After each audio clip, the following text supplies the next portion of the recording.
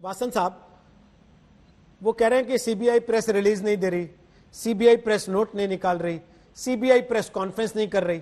Sir, किसी भी case में सीबीआई जब जांच करने जाती है तो डेली बुलेटिन देती है क्या शाम को कि आज हमने ये सवाल पूछे, इस आदमी को बुलाया, कल का हमारा प्लान ये है?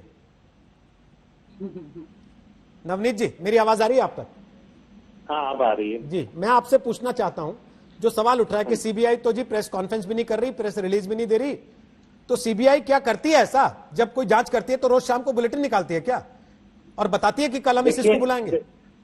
देखिए, मैं तो इस बात पे हैरान हूं कि जो चैट्स हैं और जो दूसरी बातें हैं वो पब्लिक डोमेन में आ रही है। कोई भी इन्वेस्टिगेशन एजेंसी जब तक इन्वेस्टिगेशन चलता है किसी बात को पब्लिक को जाहिर नहीं करती है। ये इन्वेस्टिगेशन का फंडामेंटल रूल है, क्योंकि अगर सब बातों को आप जाहिर करेंगे और प्रेस कॉन्फ्रेंस करेंगे तो आप मौका दे रहे हैं एक्यूज को अपनी डिफेंस तैयार करने का।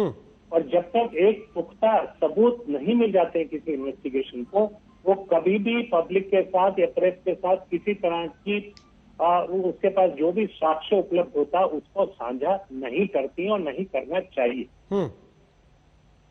जो सवाल आज सीबीआई पूछ रही है, हम लगातार टेलीविजन स्क्रीन पर दिखा रहे हैं, सूत्रों के हवाले से जानकारी हम तक आ रही है। मैं उज्जवल निकम साहब आपके पास जाऊं उसके पहले फटाफट एक कमेंट। विक्रम सिंह साहब, इस पूरे केस को देखने के बाद इस बात को तो आप स्वीकार करेंगे कि पुलिस ने अगर ईमानदारी से जांच की होती तो आज ये नौबत नहीं आई होती, पहली चीज।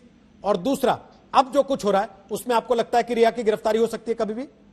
विक्रम सिंह जी। रोहित जी, मैं सिर्फ यही कहूंगा कि अगर मुंबई पुलिस ने अपना काम भली भांति प्रोफेशनली किया होता तो इसकी नौबत ही नहीं आती, क्योंकि वो उसको में इन्वेस्टिगेशन नहीं इंक्वायरी थी, और वो इंक्वायरी भी इतनी लंबी खिंची कि उसने एक इतिहास रच दिया। ऐसी लंबी इंक्वायरी पूरे भारत में आज तक नहीं हुई, और हम कहते हैं कि चले बहुत और पहुंचे कहीं नहीं, और आपने उस पे इतनी मिट्टी डाल दी कि सच्चाई से आप बहुत दूर चले गए।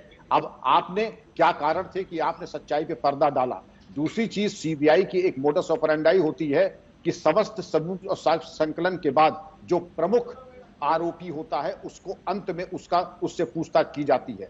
लेकिन यह कह देना, उज्जवल निकम साहब ने बिल्कुल ठीक कहा, मेरे अपने कयास लगाना वो औचित्यपूर्ण नहीं होगा। लेकिन अगर आप मुझसे पूछें कि रिया की गिरफ्तारी होगी कि नहीं, हाँ, अगर मैं इन्वेस्टिगेटिंग इंचार्ज होता तो मेरे इन्वेस्टिगेटिव प्लान में रिया की सिर्फ गिरफ्तारी नहीं, पॉलीग्राफ और नार्कोटिक एनालिसिस भी उसमें होता, क्योंकि इतने ज्यादा उसके अंदर तथ्य हैं। उसका अनावरण पॉलीग्राफ टेस्ट और लाई डिटेक्टर टेस्ट से ही होगा। झूठ के बाद झूठ, झूठ का पुलिंदा हर जगह पेश करना और हर चैनल पे आके झूठ का पुलिंदा। आप क्या समझते हैं रोहित जी कि ममता जी, रवि श्रीवास्तव साहब और उज्जवल निकम साहब ने दुनिया नहीं देखी है? सबने दुनिया देखी है, हाथी के दांत खाने के और दिखाने के और। उज्जवल निकम, आपको लगता है कि रिया चक्रवर्ती का lie detector, polygraph, narco test होना चाहिए? Rohit ji, lie detector test, brain mapping test, इससे यह बात पता चलता है कि कोई शख्स झूठ कह रहा है क्या सच कह रहा है। इसका कोई, उसके लिए आरोपी की कंसेंट भी लगती है। हमारे पूर्व डीजीपी साहब को ये बात जरूर मालूम है। लेकिन ये लाई डिटेक्टर और ब्रेन मैपिंग टेस्ट जब आरोपी को कस्टडी में लिया जाता तभी होती है। अभी सीबीआई इंक्वायरी ही कर रही है, सीबीआई इन्वेस्टिगेट कर रही है। पहली बात रोहित जी, मैं ये कहना चाहता हूं कि आज तक ने रिया का इंटरव्यू दिखाना, इसमें कोई गलती नहीं है, क्योंकि दोनों तरफ से बहुत बुरी तरह से कैरेक्टर असैसिनेशन हो रहा था। मुझे दुख इस बात का हुआ जब एक बिहार का सीनियर पुलिस ऑफिसर औकात की भाषा करता है। देखिए, हम कानून ये कहता है कि आरोपी यानी अभियुक्त कब समझना चाहिए और उसको लिए प्रूफ कब होना चाहिए, जब कानून से वो गुनाह कब प्रूव हो जाता है। और इसके लिए हमारी जिम्मेदारी ये बनती है कि पब्लिक डोमेन में क्या बात रखे।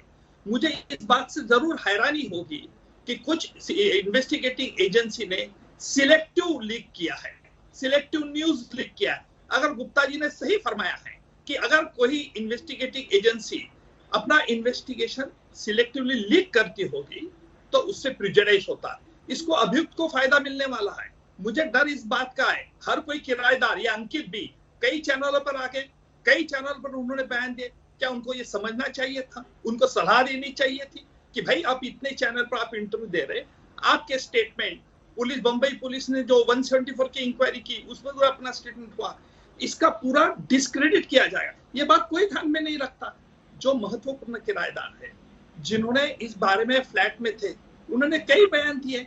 देखिए, बंबई पुलिस में हमारे भूतपूर्व डीजीपी साहब ने एक आरोप लगाया कि बंबई पुलिस ने जो इंक्वेस्ट की इंक्वायरी है 174 के तहत उसको देरी लगा दी। मैं मानता हूं कि बंबई पुलिस की यह बहुत बड़ी गलती थी।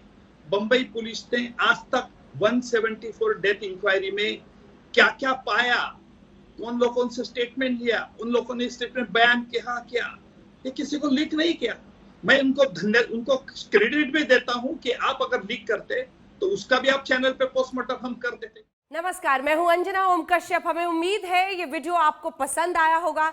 लेटेस्ट खबरों के लिए यूं ही देखते रहिए आज तक, और इस वीडियो के पसंद आने पर लाइक, शेयर एंड सब्सक्राइब करना ना भूलें।